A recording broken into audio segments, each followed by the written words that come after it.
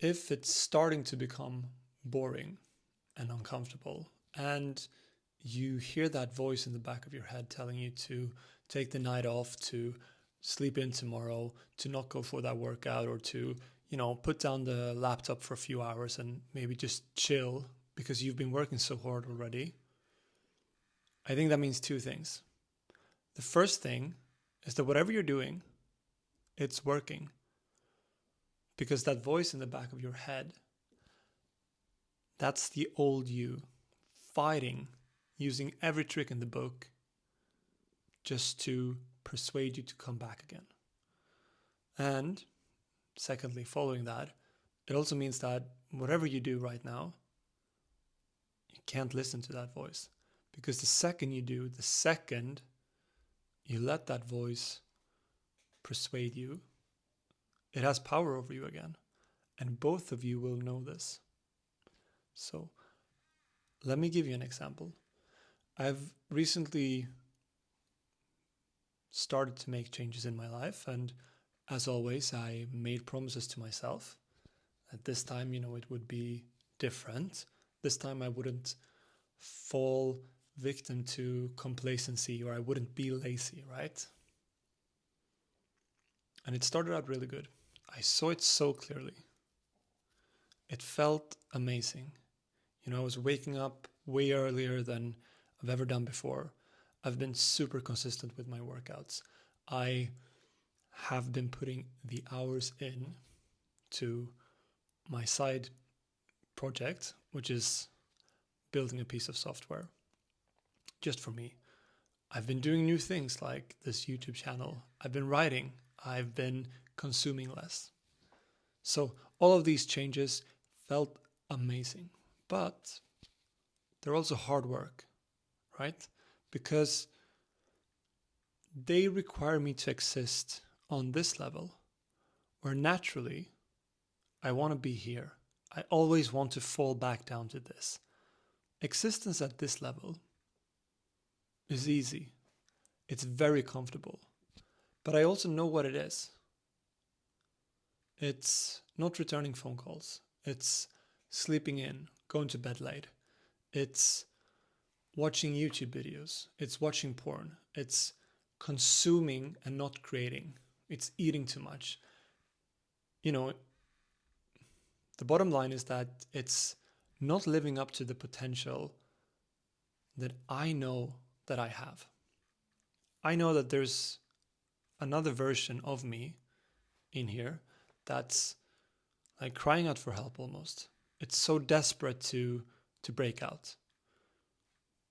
But living down here, it can't, right? Like the air is too thick for it, whatever the metaphor you want to use it.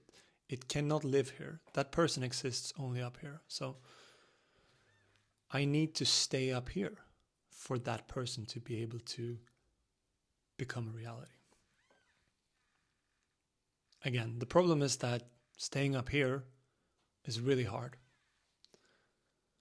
When you're an alcoholic, you don't really become sober as the way I've understood it, right? You find a way to manage the situation, but you got to keep checking in. You got to keep being mindful because it is always a struggle. Once a struggle, always a struggle. That demon on your shoulder, it doesn't go away, and I think it never stops speaking as loudly. Like the voice never gets weaker. The only thing that changes is that you get a little bit stronger. But you're always in danger of, falling off the wagon, of going back. And change, any real change, at least this is the thought I've been wrestling with over the last few days, is just like that. You got to be mindful. You got to live it. And you got to remind yourself constantly why you want it. Because the old version, the weak version, the thing you're trying to get away from that sits right here on your shoulder, right here in the back of your mind,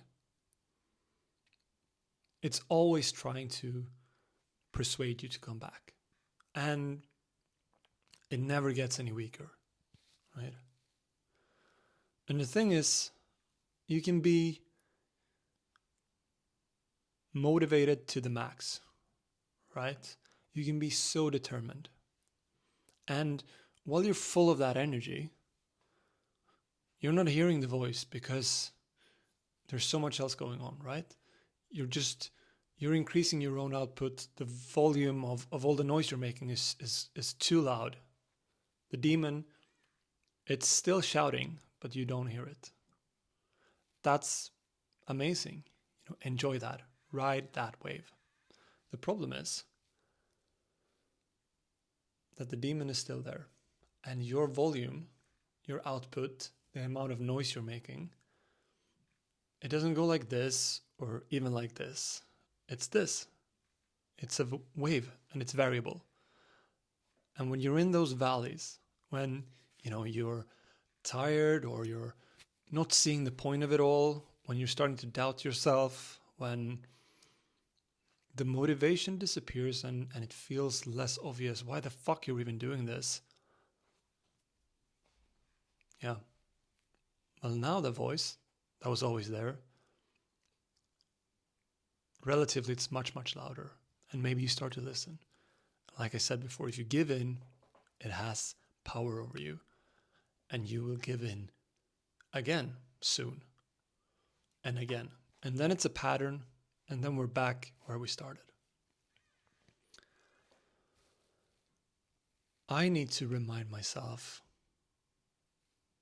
today and tomorrow probably, and the next week, and maybe in 10 years, of the person and the life I want, of where I'm going. This sounds a lot like positive affirmations, which isn't really what it is. I guess it would be more just mindfulness and visualization, right? You just can never lose sight of where you're going, and you can never lose touch of your determination.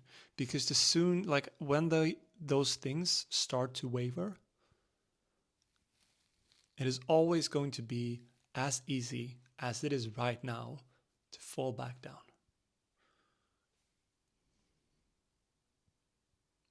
It's okay to take a night off. It's okay to enjoy your life. It's okay to have dinner with friends or family. It's okay to stay in with your girlfriend and watch a movie. You can't grind all the time, right? But you need to do those things on your own volition. It needs to be decided by you. You're taking action. You're saying that 3 days from now, I'm going to take the night off. And then I'm going to get right back onto it. It's not that you wanted to do something, maybe work for a few hours, and then you get tired, your motivation dips, and you fall off, right? You start listening to that little guy, and he's convincing you that, what you should do is just take the night off. Maybe do this, right? Just pull up your laptop, have a look at yourself, and see who you are right now, and then maybe, what you've been not doing so well today or yesterday or this last week, and what you've been doing really well. Just be aware of what's going on, and then refocus and remind yourself, why am I doing this? What is the purpose of this? Because I think it's easy to get tired. It's easy to see how well everyone else is doing and to feel like whatever tiny steps you are taking are pathetic and insignificant, and who the fuck cares? And the truth is, no one really cares. No one really gives a fuck. Except for you, right? I know. I always know when I'm not doing as well as I should. And I always know when I'm not doing things that are up to the standard I would like to set for myself. So, yeah, it's only you. It's always only you. You can look at other people for inspiration and for motivation and for advice. And certainly if you have good friends and family, you can get support in a lot of things, which will make it probably easier, right? But in the end, it's you versus you, and you're doing it for you. Because next year, which will be here super quickly, you don't want to be in this situation again. You don't want to be in the same place. You know that you have more in you, and you want to get there, right? You want to start moving in the right direction. You want to show to yourself that you can be as good as you know you can be, that you're living up to your own potential. The only judge of that is you. For me, that's me. I'm the only person that knows exactly how high I can go. And I'm the only person that believes that. And also, I'm the only person that doubts that. It's always just you against you.